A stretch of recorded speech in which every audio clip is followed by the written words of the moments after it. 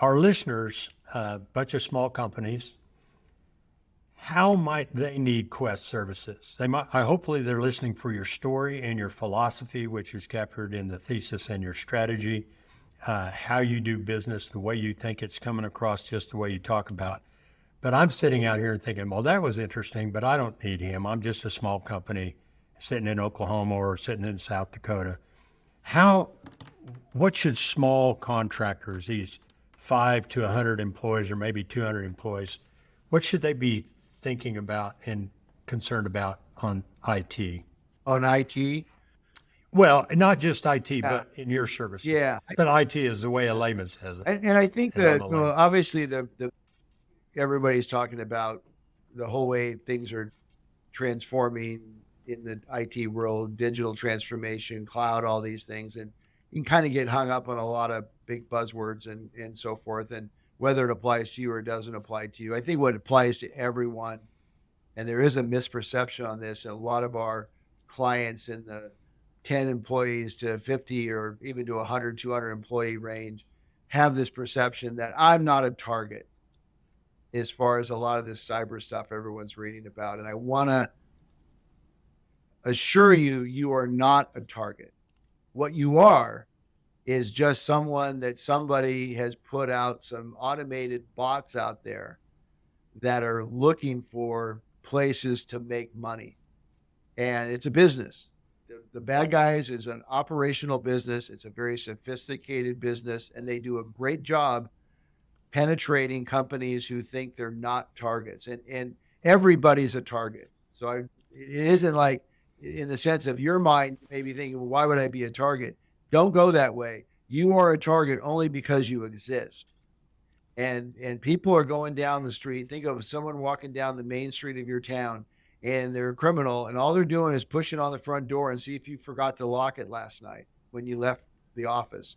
And they push it, and they can open it, and they can come in and they can start ransacking the office and finding out information and data and so forth and so on. And then kind of after they've done that for a week or two, get sucking information out of your organization that they can possibly sell. And on the dark web, they are selling everything today. IDs, credit card information, healthcare information, everything they can find is for sale, and you can buy it on the dark web. Usually the last thing they do is they encrypt all your stuff and say, come back to you, and you don't even know they've been there. And then they'll say to you, hey, in order to allow you to keep operating as a business and have your data, we need $10,000, $50,000, $5 million. We've had all those ranges of people being hit.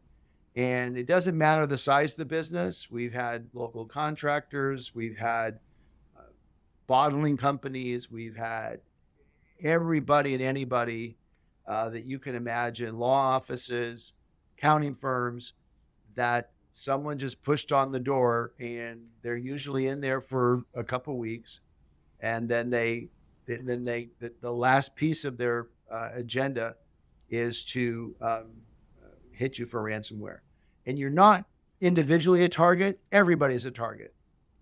Yeah, and it's computer programs doing this. Yeah, it's not a guy sitting in Russia spending his time. People talk about this AI stuff. These bad guys have got AI down to a science, and they're out there just looking for people. And so my strong suggestion is just make sure, and this is where we probably help most customers, a lot of customers today, that your defense is at least adequate.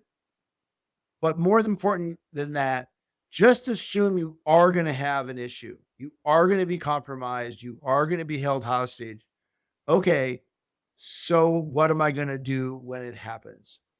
So I'm gonna, and you can go buy cyber insurance, and people do, and it's gotten very, very expensive. A lot of questions about things you should have and not have. And we've seen rates go up 4 and 5 times that they were even a year ago.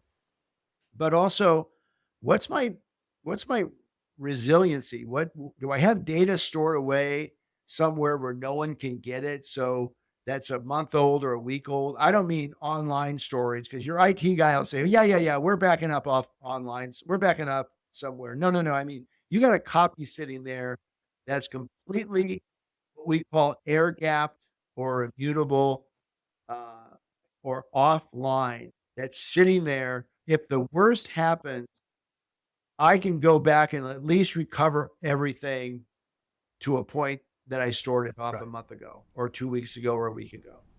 And, make sure you have things built up to protect yourself, but make sure you've got something to rely on in the event. Because we've seen companies, I mean, they literally go out of business, and it costs them, they just can't recover. Yeah, Nick told me a story of talking to a guy on a Monday, this a couple of years ago, about normal stuff, and on Friday the guy was in tears. Yeah. And I didn't follow it up whether or not you got recovery or not, but he had been ransomware and his whole business is gone. Yeah. I mean, customers can be down where they can never recover. Customers can be down for a week, can be down for 3 weeks. We had one customer down for, not a customer. I can't hear. My customers never have issues. Just not. But we had one engagement that we were brought in by an insurance company, and they were down. They were down for a month. Wow. Literally down. Couldn't operate for a month. Well, the cybersecurity is one, and another one I think about just because I think about it is a lot of companies have some guy or gal who runs their back end, their computer guy, right? Yeah. That person, intentionally or not, is kind of built a fiefdom. And if something happened to them, the proverbial hit by a truck or they move or something like that, they're really at a loss. How do you handle something like that? I mean, have somebody who backup knowledge, just all kinds Yeah, of. I think where that really comes into, and this has been over the last 5 or 10 years for a lot of clients, one of the challenges is that clients have all sorts of devices providing all sorts of alerts and information. And one of the basic steps is, whoever it is that helps you, just make sure they're up to speed on what you are doing, and have a third party in there that is maybe just monitoring your equipment. So they're watching your firewalls, they're making sure your firewalls are patched, your servers are patched, your desktops are patched. Patch means updated to the Yeah, most I current? mean, these Right. these vendors today are sending out what's called patches. They're just new little things that just keep coming across. Some people don't even see them.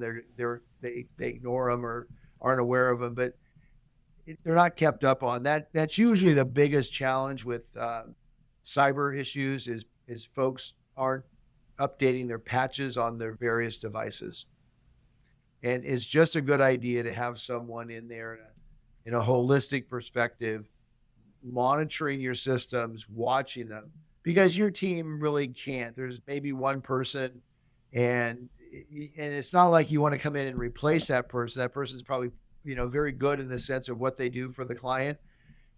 A lot of times, and I'll throw this out to many of it, CEOs and COOs and CEOs on the call, it's really our issue as CEOs and CFOs, executive teams, that we make this assumption that we have this one person, and that one person can do all these things. And maybe they're excited that you think they can, but realistically, they really Maybe can't. not. It's just too much.